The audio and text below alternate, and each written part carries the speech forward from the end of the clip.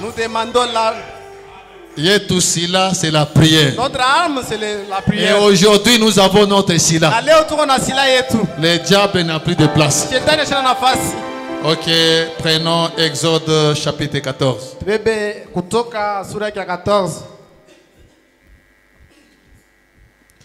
Nous pouvons lire à partir même du verset 3.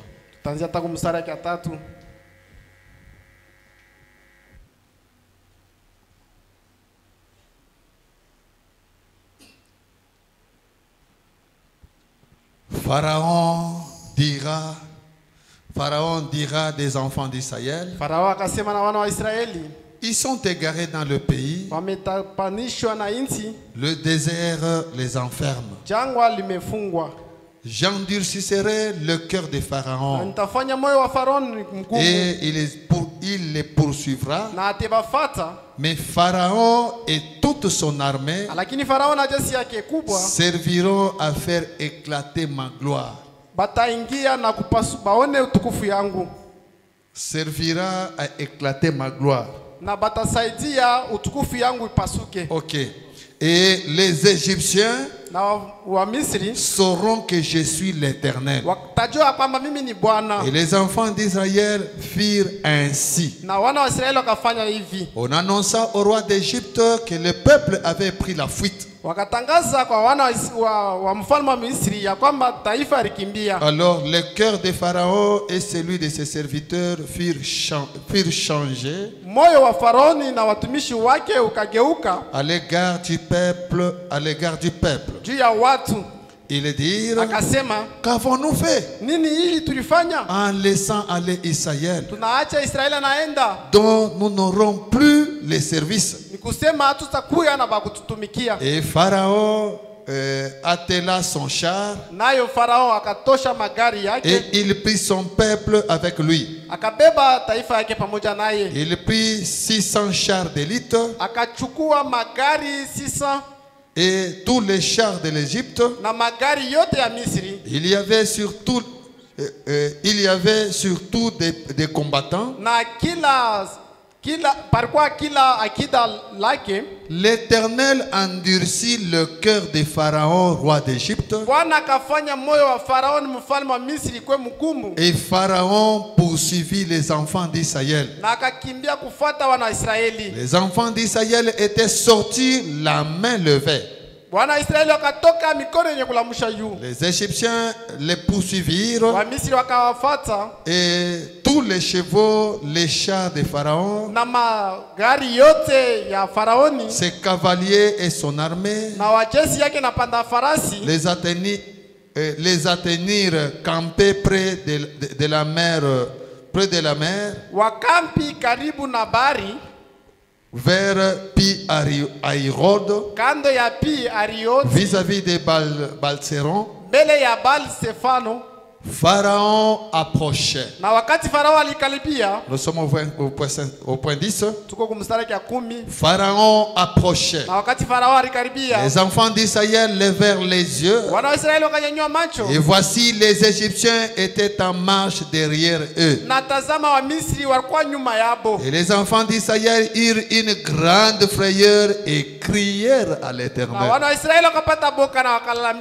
Ils dirent à Moïse, n'y avait-il pas de sépulcre en Égypte sans qu'il fût besoin de nous mener mourir au désert? Que nous as-tu fait en nous faisant sortir d'Égypte? N'est-ce pas là ce que nous te disions en Égypte? Laisse-nous servir les Égyptiens, car nous aimons mieux servir les Égyptiens que de mourir dans le désert. Moïse répondit au peuple, ne craignez rien, restez en place et regardez la délivrance que l'Éternel va vous accorder en ces jours. Car les Égyptiens que vous voyez aujourd'hui, vous ne les verrez plus jamais. L'Éternel combattra pour vous. Bwana atemupigania ninyi. Et vous gardez silence. Na ninyi mnyamaze. L'Éternel dit à Moïse, Bwana akambia Musa, pourquoi ces cris? Kwa nini ilalamiko? Parle aux enfants d'Israël Sema na wana wa Israeli et qu'ils marchent. na waende mbele. Que Dieu bénisse sa parole. Bwana Mungu abariki neno lake.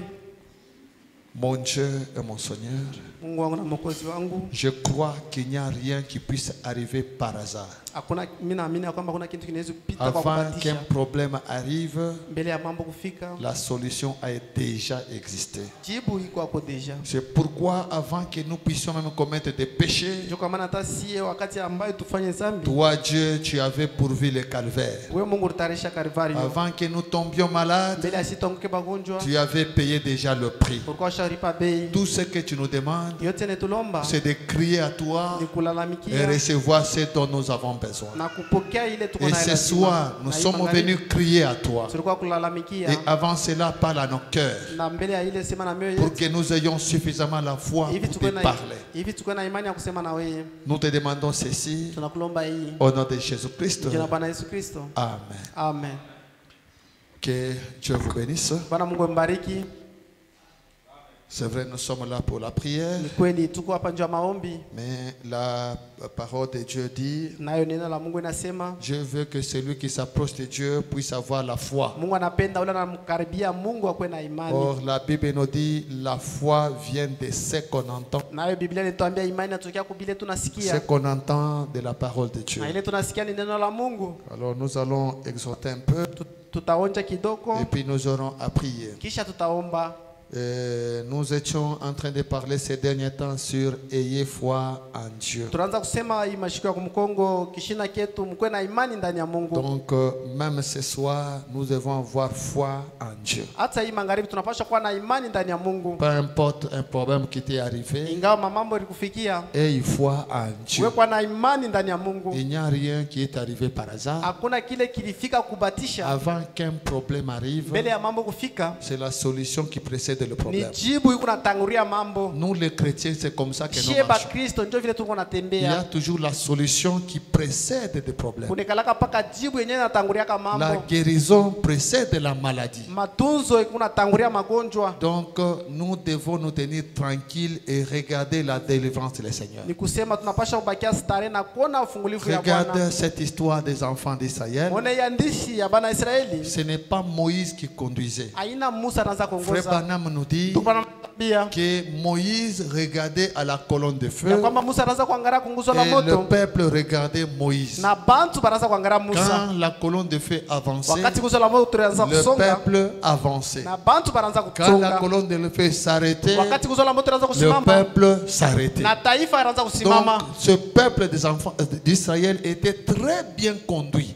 Bana ya Israeli balikuwa benye kuongozewa mzuri Et dans cette conduite par la colonne de feu na là, mwile ongozaji ya kupitia on Roho les a conduits vers la mer Rouge. balibongoza kuelekea bari Et mwekundu. les enfants d'Israël ne savaient pas que devant eux il y avait la mer Rouge. Na bana ba Israeli bakoya sema mbele yabo kuko bari Quand mwekundu. ils étaient en Égypte, Wakati baba balikuwa Misri ils ont vu ce que Dieu a fait pour eux. baliona bile Mungu alibafansia. Ils ont dit, nous avons un Dieu puissant. Balisema tuko na Mungu wa uwezo. Dieu nous a délivrés de la main du Pharaon. Mungu anatufungula mikono ya Farao. Le Dieu tout-puissant, il a même créé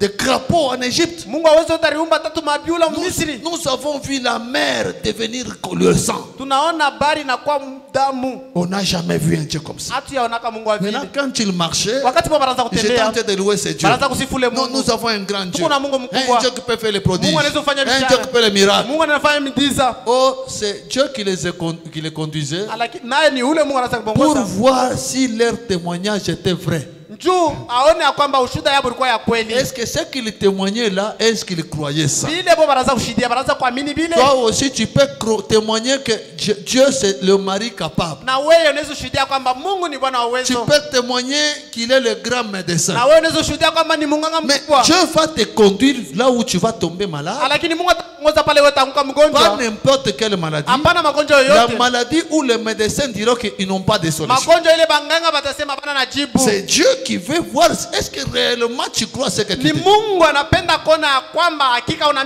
Et c'est comme ça que Dieu a conduit ses enfants d'Israël.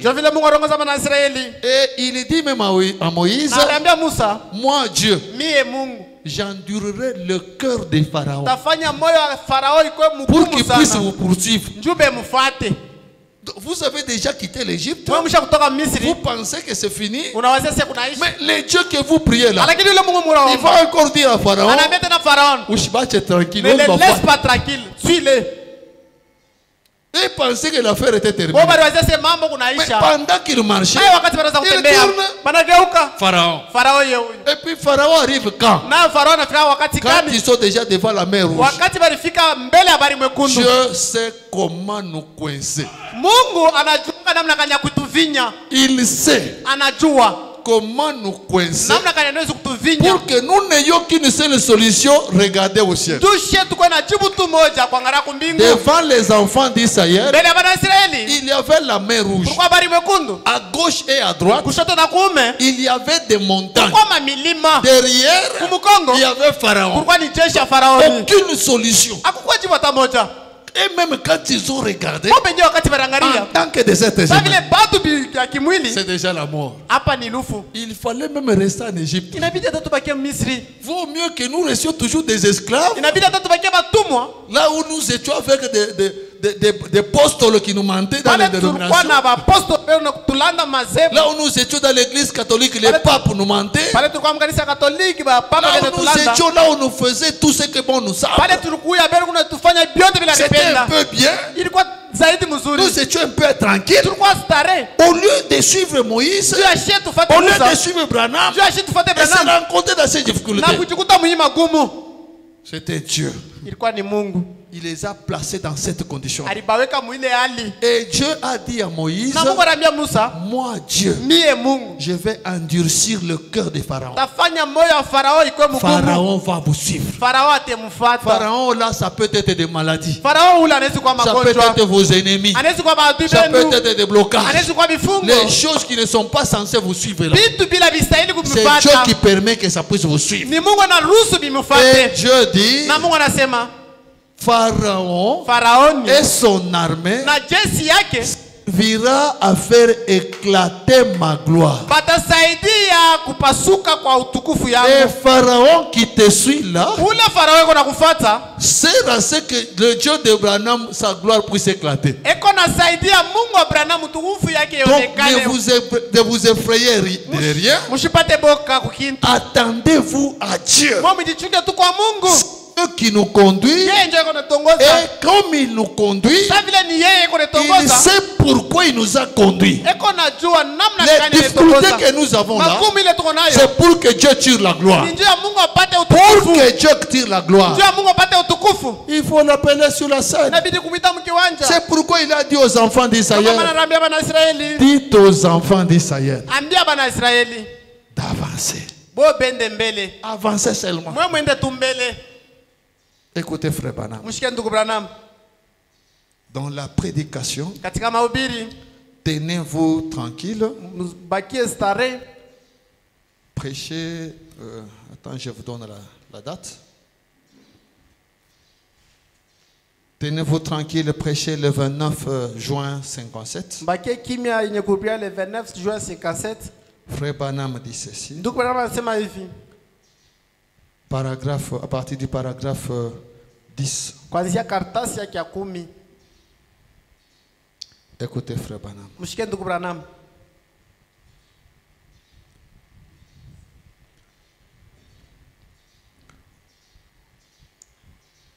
Prenons juste la dernière partie. Frère Branham dit ceci. Je pense que ce dont on a grandement besoin, c'est que le peuple se tienne tranquille et voit ce que Dieu a promis. Non, voit ce que Dieu a promis. Frère Branham dit, c'est un jour où Dieu accomplit sa promesse. Ce sont des choses qui doivent arriver. Elles doivent s'accomplir. Non, non, excusez. Allons au paragraphe 14. Parce que là, c'est trop loin. Paragraphe 14. Frère Branham dit ceci. On dirait que quand ces enfants d'Israël sont arrivés devant cette mer rouge, sous la conduite de la colonne de feu, c'est la colonne de feu qui conduisait, poursuivis par l'armée de Pharaon, les montagnes et la mer leur barrent le chemin. Oh, si toute la nature pouvait pleurer pour ce petit peuple, sans armes, face à cette grande armée en marche. Branham dit, mais parfois le sentier de Dieu conduit droit à de tels endroits. Parfois, même toi, parfois, c'est Dieu qui t'a conduit à des difficultés. Parfois, le sentier de Dieu conduit droit dans de tels endroits. Frère Branham dit, Dieu tenait à démontrer sa puissance. Dieu aime manifester sa puissance. Oh, parfois, quand je prends mon petit Joseph ou l'une de mes fillettes, je m'assieds et je lui parle. Je le mets sur mes genoux. Vous ne savez pas ce que je ressens. L'un d'eux dit, papa, bombe tes muscles. Oh, tu as de très bons muscles. Branham dit, il n'y en a pas de si grands là. Mais tant que c'est cela qu'il pense, ça me fait du bien. Un papa qui veut voir comment ses enfants sont tentés de le vanter. Baba mwenye anapendaka kona namna kani batoto yake beko namutapa. Woko unacheza na papa wangu? Tati je avec mon papa. Papa wangu atapiga quartier mjini. Mon papa va même tabasser cette quartier ici. Papa aime voir ses enfants de levanter. Baba anapendaka aone batoto yake beko namutapa. Notre Père céleste aime que ses enfants sachent qu'il a des muscles. Baba yetu aliye juu anapendaka batoto yake bajua kwamba beko na muscles. Même ce soir, notre Père céleste aime que vous sentiez qu'il a des muscles. Baba yetu aliye juu anapendaka mwe mushikia kwamba qu'il peut faire des choses pour eux. Voilà pourquoi il les a conduits devant la mer rouge. Pour qu'ils comprennent que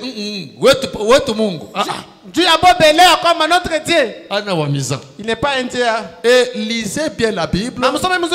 Vous verrez que après cette étape de la mer rouge, tous les pays avaient peur des enfants d'Israël. Et pourtant, ils n'avaient même pas d'armée. Au milieu d'eux, il n'y avait pas d'armes. Au milieu d'eux, il n'y avait pas d'armée. C'était des simples civils. Même pas un militaire. Mais toutes les armées, tous les pays avaient peur. Les enfants disaient, il faut passer par ici. Il y en a qui ont même refusé. Non, non, ne passez pas par ici. Pourquoi? Parce que Dieu les avait conduits devant la mer rouge. Quand Dieu a agi, tous les gens ont compris qu'on ne peut pas faire face à ces peuples ici. Même s'ils n'ont pas d'armes, on ne peut pas faire face à eux. Ils sont puissants. Et Dieu fera aussi la même chose pour toi. Il faut que tes voisins, il faut que les membres de nos familles arrivent au point de comprendre qu'on ne peut pas faire face à toi. Pourquoi? Dieu a permis qu'une chose t'arrive et la manière dont Dieu t'a délivré, tout le monde est convaincu que tu as Dieu. C'est comme ça que Dieu agit. Notre Père céleste aime que ses enfants sache qu'il a des muscles, qu'il peut faire des choses pour eux. Et parfois, je soulève une conversation pour que ça aboutisse à ça. Branham, il veut que ses enfants les vantent un peu. Il commence à bousculer un peu pour que les enfants arrivent à ça. Papa, où qu'on a un goût, papa, tu es fort. Et ce soir aussi, tu as fait la même chose. Il était bousculé pour que tu puisses dire pourquoi Branham? Il n'est pas mort. Il est vivant. Moi, je vis. Laisse seulement, ne parle pas. Ne parle pas. Pourquoi? Une expérience personnelle. Il y a beaucoup de croyants qui ont seulement les expériences des autres. Frère Branham dit, un témoin doit être un témoin oculaire. Pas un témoin auriculaire. On lui a parlé d'un Dieu qui avait guéri l'opposant. Tu es un témoin auriculaire. Mais nous avons besoin d'un témoin oculaire. Toi-même, tu as vécu. Même si on vient te dire, c'est faux, Dieu ne guérit pas. Toi, tu dis, même si tout le monde ne croit pas, moi je crois qu'il guérit. J'ai vu guérir mon fils. Moi qui suis ici, il m'a guéri. Mais comment vous pouvez dire que non, il ne guérit pas? Moi, il m'a guéri. Non, le pasteur a dit qu'il ne guérit pas. Oui, le pasteur peut parler. Mais moi, c'est comme cet enfant que Jésus avait guéri. Les gens sont venus lui dire, non, c'est Dieu qui t'a guéri. C'est bon, tout ce que vous dites là, moi je ne suis pas là. Tout ce que moi je sais et que j'étais aveugle, maintenant je vois. Maintenant je vois. Non, c'est un blasphémateur. Non, c'est bien, tout ce que vous dites, je ne suis pas là. Regardez ce que la Bible dit. Je ne suis pas là. Moi je sais que je ne voyais pas. Maintenant, je vois. C'est Dieu qui permet certaines situations. Et ce soir, sache que les situations que tu passes là, la solution est là. Fais sortir Dieu de l'histoire.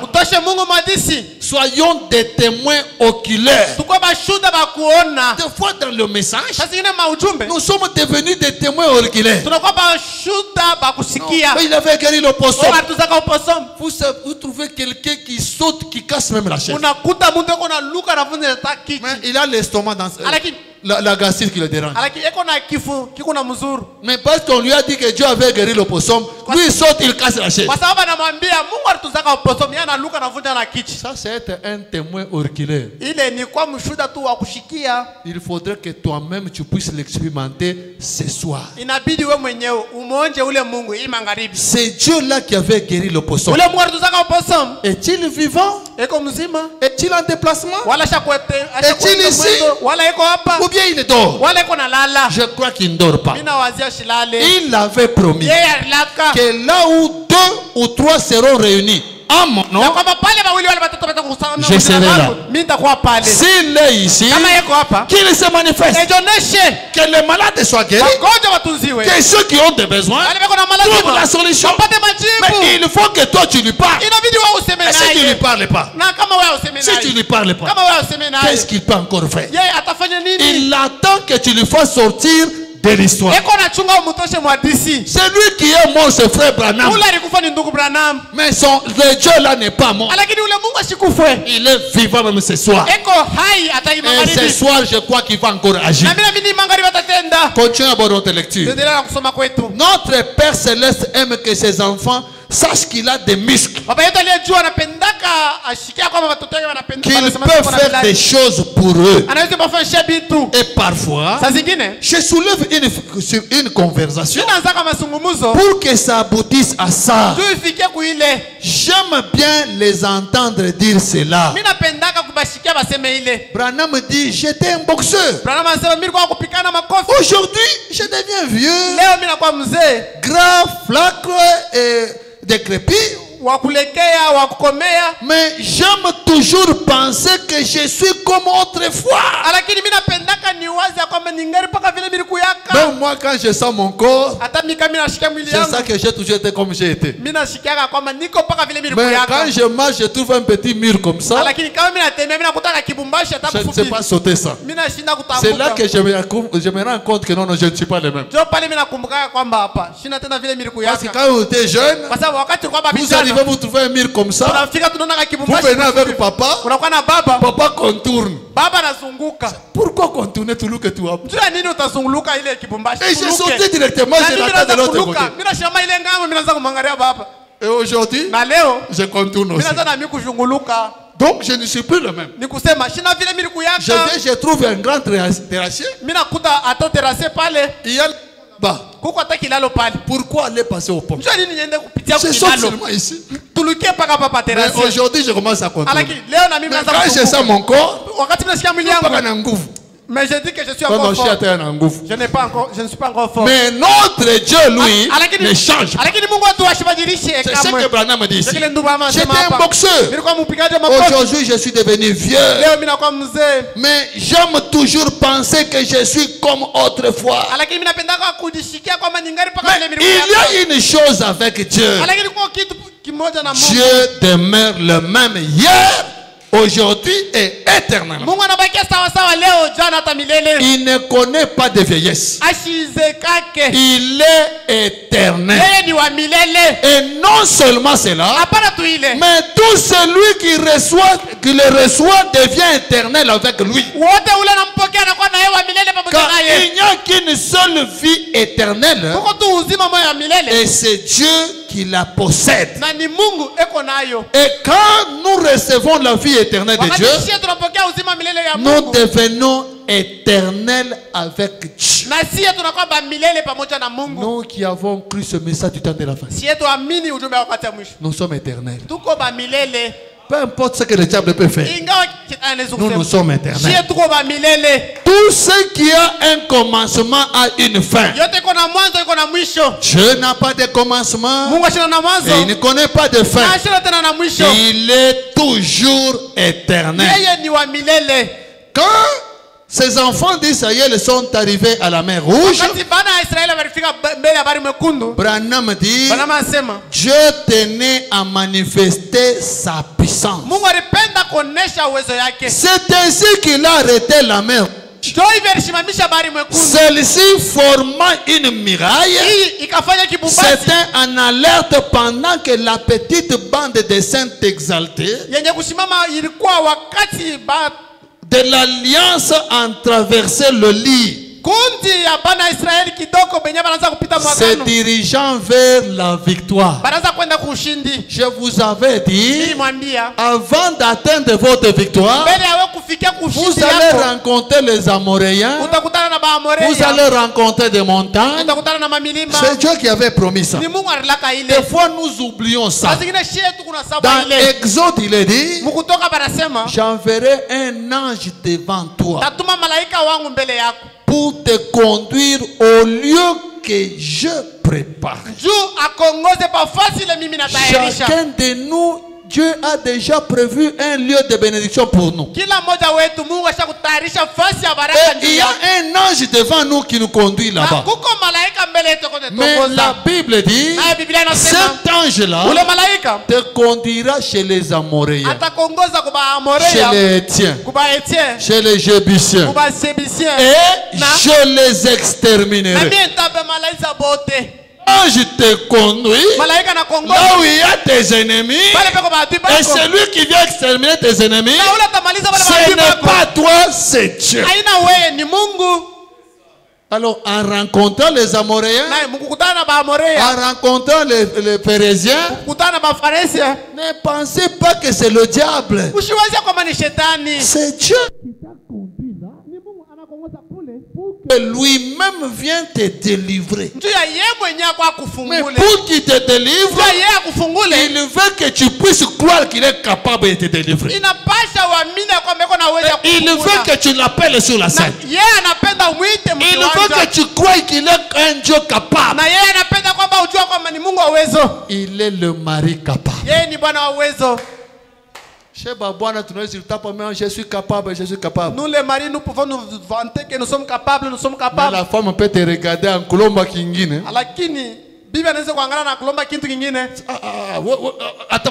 Même si on demande. Mais Dieu, lui, n'est pas comme ça. Tout ce que tu lui demandes, il est capable de te donner. Et ce soir, il est capable de tout. Il est capable de nous guérir. Il est capable de nous élever. Il est capable de nous délivrer. Il est capable de changer la situation. Il est capable de changer nos noms. Peut-être on t'appelait chômeur. On commence à t'appeler un grand homme d'affaires. On t'appelait célibataire. On commence à t'appeler marié. On t'appelait stérile. On commence à t'appeler mère double. Notre Dieu est capable. Pas nous-mêmes, mais notre Dieu. Quand ils sont arrivés là à la mer Rouge, Dieu tenait à manifester sa puissance. C'est ainsi qu'il a arrêté la mer Rouge. Celle-ci formant une muraille. C'était en alerte pendant que la petite bande des saints exaltés de l'alliance en traversait le lit, se dirigeant vers la victoire. Vous direz, des saints exaltés, frère Branham. Oui, oui. C'était des saints exaltés. En effet, quand ils sont arrivés de l'autre côté et qu'ils ont vu ce que Dieu avait fait, ils ont agi comme une bande de saints exaltés. Les chanter en esprit. Pourquoi Myriam et les autres chantaient? Ils ont vu la gloire de Dieu. Ah, Dieu Mungu wetu. C'est ça notre Dieu. On regarde, on voit Pharaon, on a kuna mal. C'est ça Pharaon. Il est en train de se noyer. Nous avons Dieu. Nous avons Dieu. Même nous, tout qu'on a Mungu. Nous avons Dieu. Nos ennemis qui bloquent notre chemin, ils seront nos témoins. Nous allons appeler Dieu sur la scène. Si eux, ils ont déjà mis point final sur ta vie, notre Dieu va changer le point en virgule. La phrase va continuer. S'ils ont dit, toi tu seras toujours locataire, Dieu va changer la chose. Toi, tu seras aussi bailleur. Et ton bailleur qui te fait tourmenter là, Dieu peut faire qu'il soit même ton locataire. Nous avons un Dieu paradoxal. Pour t'élever, il ne demande pas un diplôme d'État. Pour t'élever, il ne te demande pas le français. Il te demande une chose, la foi. Avec la foi, tu peux faire de grandes choses. C'est pourquoi la Bible dit, avec Dieu, nous ferons des exploits. Mes frères et mes soeurs, si Daniel, ce temps-là, il a vu les exploits de Dieu, il a vu Dieu agir, on le prend. On les prend. On les jette dans la fosse aux lions. Daniel se retrouve avec des lions. Peut-être il s'est posé des questions si réellement c'était des lions ou bien des chats. Les lions étaient de les regarder. Daniel regarde. Il y a quoi, est-ce que c'est il touche sérieusement les lions. Mais les lions ne font rien. Ceux qui s'attendaient à la mort de Daniel, eux-mêmes ont regardé. On n'a jamais vu ça. Et quand on l'a sorti, désormais, tout le monde doit adorer le Dieu de Daniel. Le Dieu de Daniel est vivant ce soir. Les gens vont changer de langage. Ils peuvent dire, vous les branamistes, vous êtes là ceci. Ok. Mais quand appelons notre Dieu sur te passe, nos ennemis changeront de langage.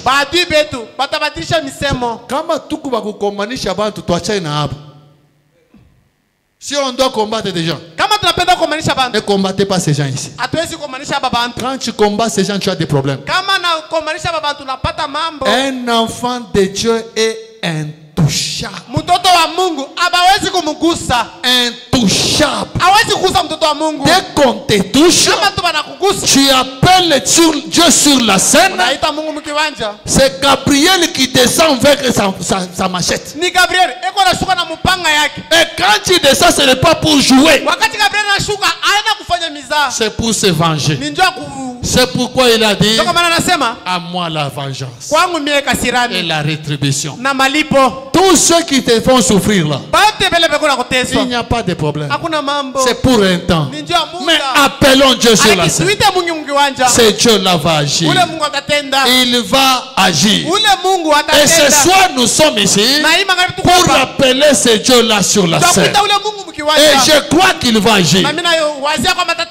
Frère Branham continue. Il dit ceci. Nous sommes au point 17.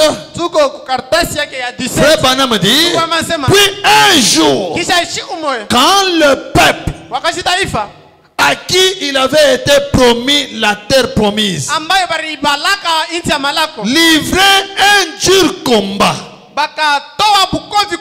avec Josué à la tête de la bataille, et que le soleil s'est couché, Branham dit, Dieu a tenu à montrer à son peuple qui il était. On voit un monsieur là, ordinaire, qui mangeait des fois le bingofu comme tout le monde. Mais il regarde le soleil. Soleil. Pas capable de koshimamia pa. Lina. Pas capable de koshimamia pa. Et on voit le soleil s'arrêter. Mes frères, c'est Josué là. Nous le dépassons de loin. Dans fondement fondamental pour la foi, paragraphe 23, Frère Branham dit que nous devons avoir honte de nous-mêmes, de la manière dont nous représentons Jésus. Branham dit des fois, nous nous référons à Moïse, nous nous référons à Josué. Et Branham continue.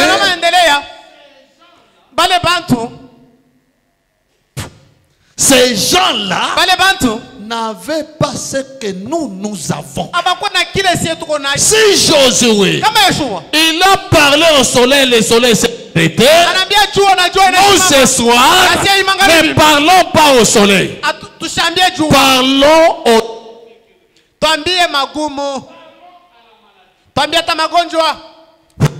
Parlons à la maladie. Parlons aux difficultés. Ça doit t'écouter et s'arrêter. Jésus avait dit à Pierre, si tu dis à cette montagne,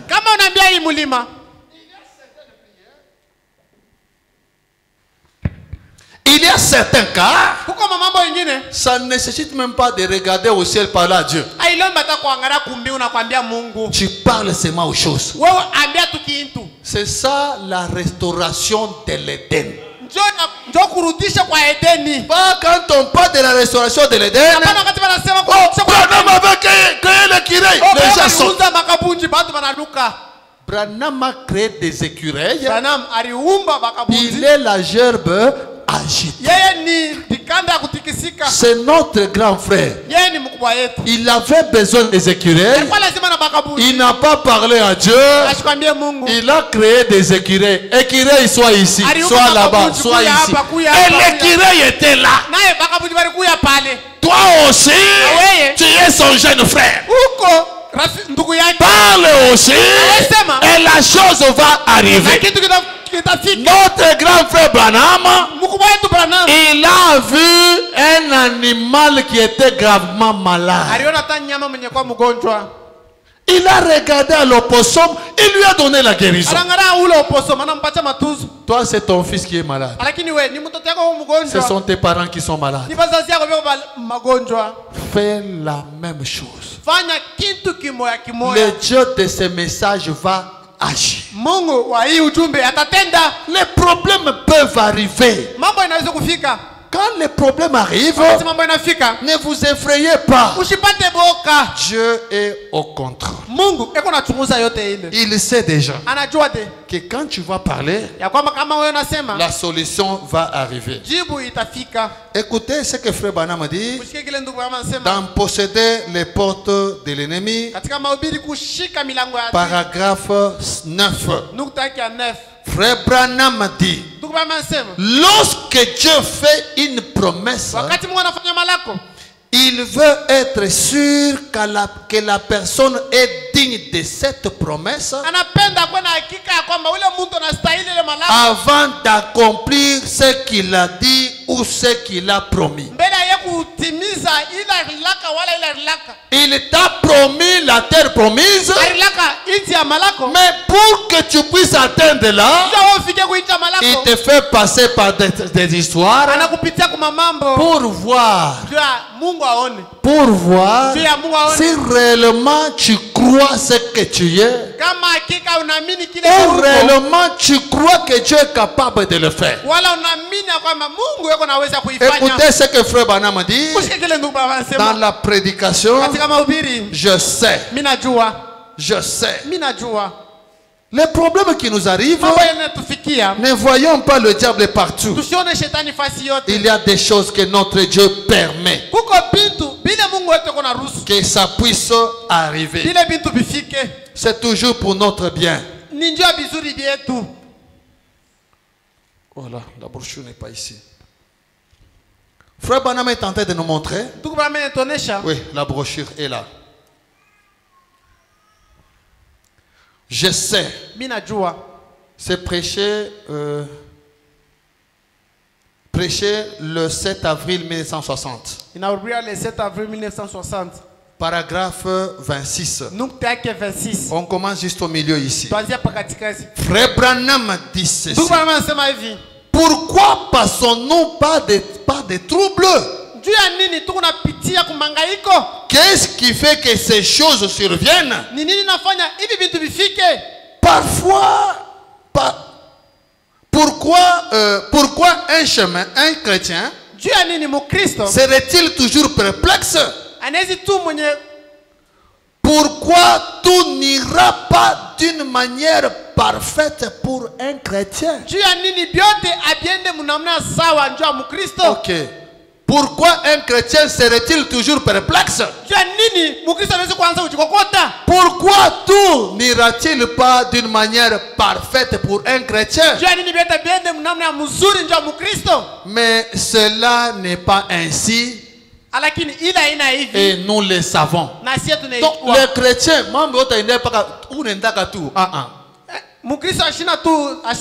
Frère Branham dit, si vous marchez, vous ne rencontrez pas le diable. C'est que tu marches avec lui. Donc, tu es son ami. Il ne combat pas ses amis. Il marche bien avec ses amis. Mais quand toi tu deviens son ennemi, sache que tu vas les rencontrer partout où tu passes.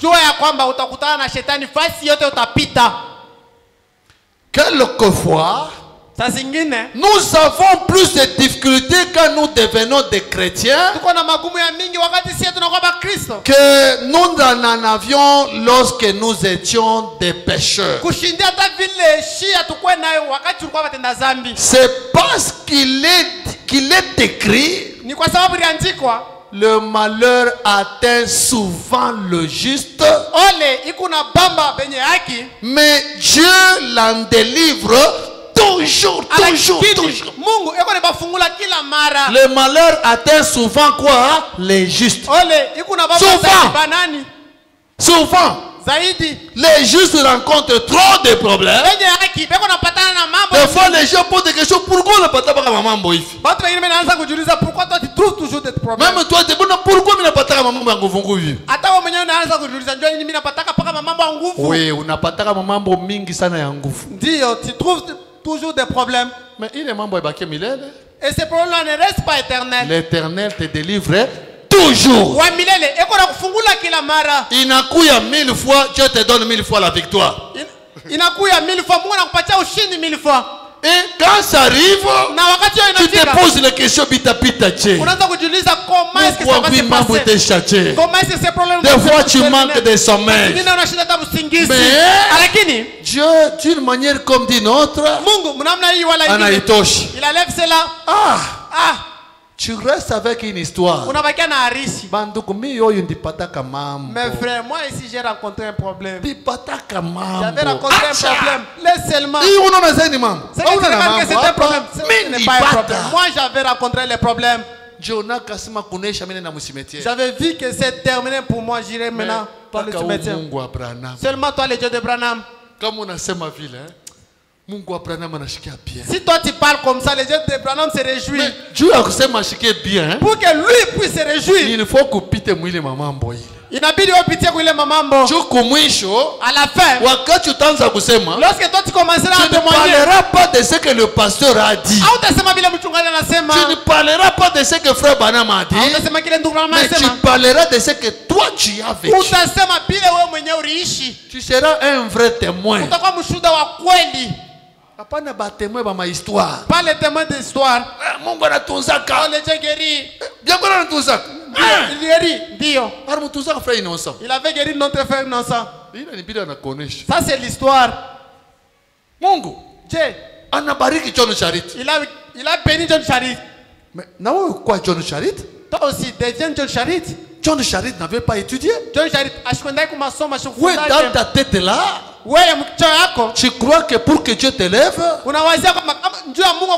il faut que tu aies de grands diplômes. Frère Branham dit dans la prédication, la vision de Patmos, Branham dit que Jésus-Christ a ôté tous les obstacles devant nous.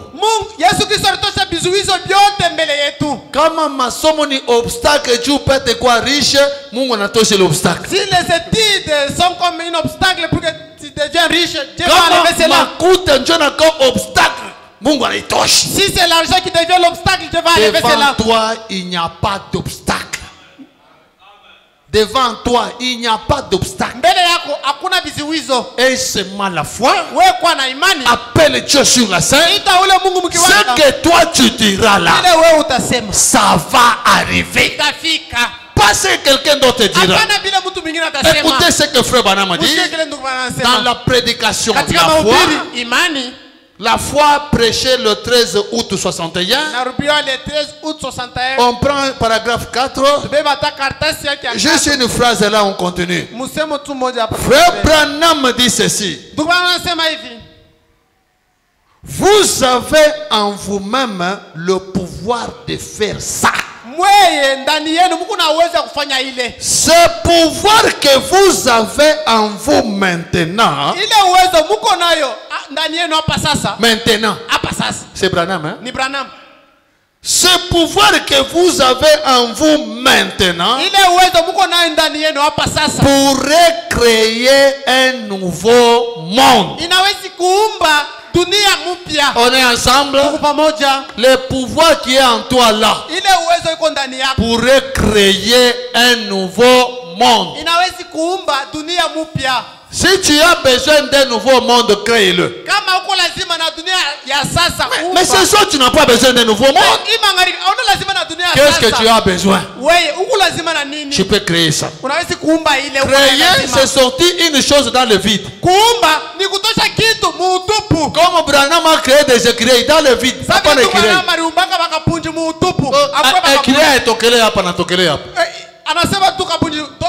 C'est pourquoi Jésus nous avait dit que ceux qui croiront en lui pourraient faire même de grandes choses que lui n'a pas faites.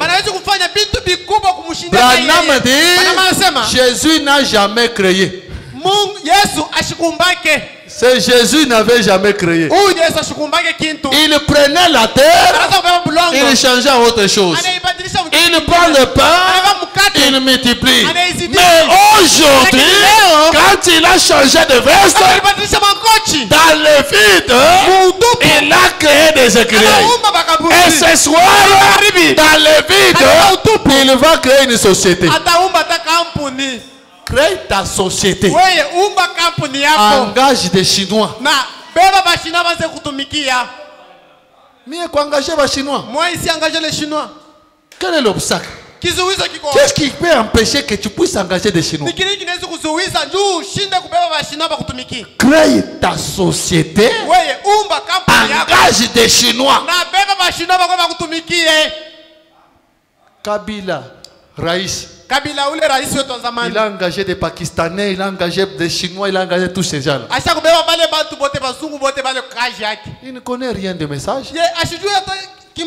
Bien que c'est un ancien des messages rétrograde. C'est un ancien courant de message. Mais rétrograde. Mais il engage des Chinois et des Pakistanais. Il n'y a pas longtemps ici, il était en Afrique du Sud pour étudier.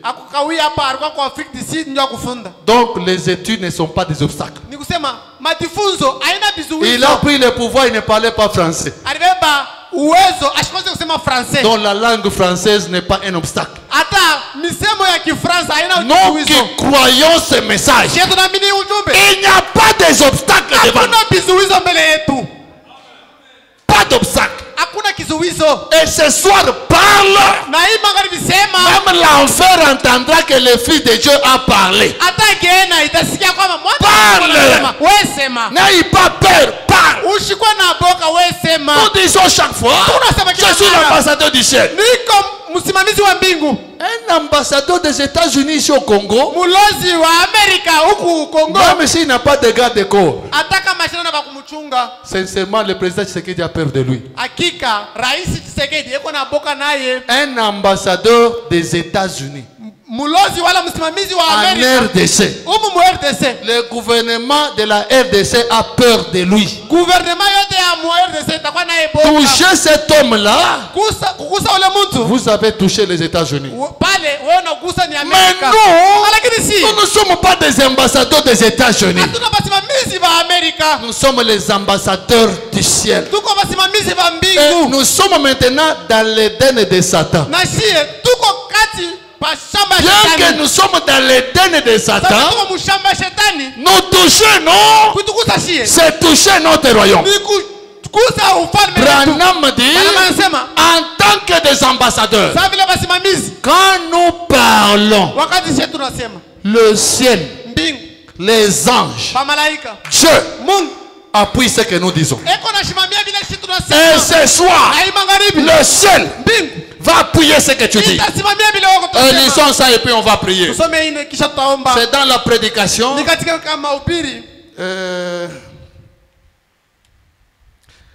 Épître aux Éphésiens. Paragraphe 8. Frère Branham dit ceci. Ainsi, si Dieu nous a envoyés pour être ses ambassadeurs, tout le pouvoir qu'il y a au ciel, étions-nous des ambassadeurs? Est-ce que nous sommes des ambassadeurs? Est-ce que vous connaissez Frère Branham? Ok, croyez ce que Frère Branham dit.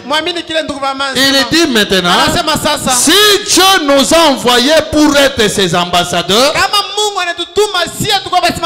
Okay. Si Dieu nous a envoyés pour être ses ambassadeurs, tous les pouvoirs qu'il y a au ciel, tout ce que Dieu est, tous ses anges et toute sa puissance sont derrière quoi?